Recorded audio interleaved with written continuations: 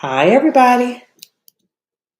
Hope everyone is being safe out here. If you're at work, please have safe travels back home. If you're at home, just stay there and be safe in your house too. Okay, so I told you all yesterday that I was going to come on, and I need to apologize because I said I was going to tell you what to do to prepare. But what I really want to do is talk to those who are in the process.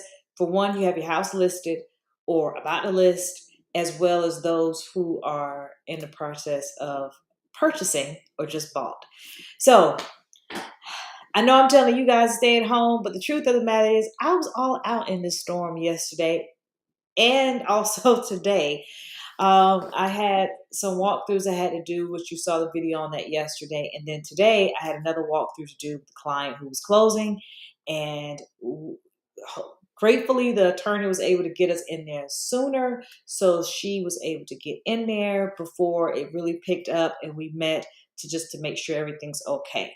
So one of the things I want to talk to you about is that I currently have some listings on the market, and this is for other agents too who have listings on the market.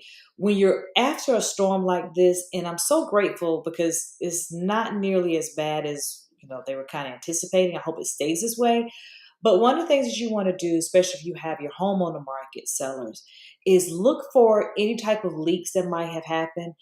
Your roof may be just fine, but let me tell you, with burst of winds, they can overturn a shingle easily, and you can start seeing that water coming in through the ceiling.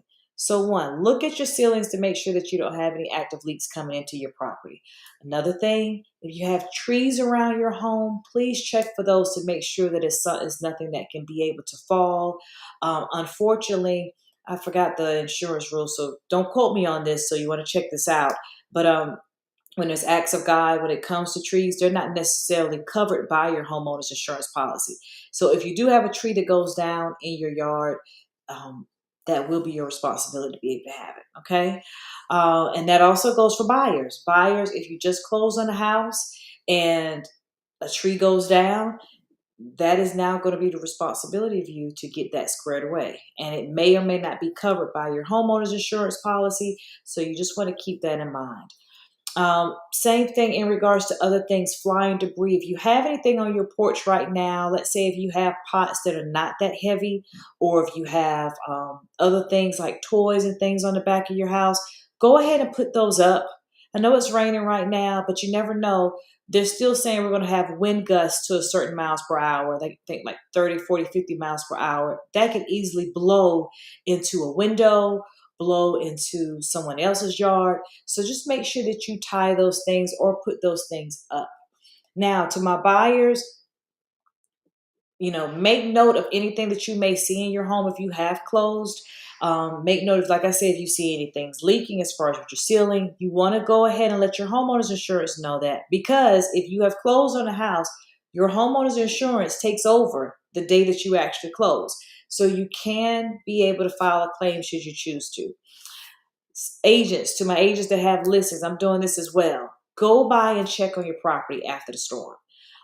Especially if the house is vacant, you definitely want to make sure that you're checking on those properties, making sure that there's no issues with that we need to be aware of, or that needs to be brought to the seller's attention to get handled. Because if you have something like a leaking roof and it leaks in, or a window's been blown in and there's water, everything, that is something that can actually make or break a deal. Another thing, if you have rental properties, guys, rental properties, don't always leave it to the tenant to let you know if something's wrong with the property. If you have it to where you're working with a management company and you can get with them and say, hey, I just want to make sure that everything's okay with this property, get in touch with your property management group and see about getting access to that property, or either reach out to the tenant so that way you can make sure that your investment is taken care of. All right. Yes, they are renting it, but at the end of the day, that's your property and it's your investment that you need to make sure is all right. Okay.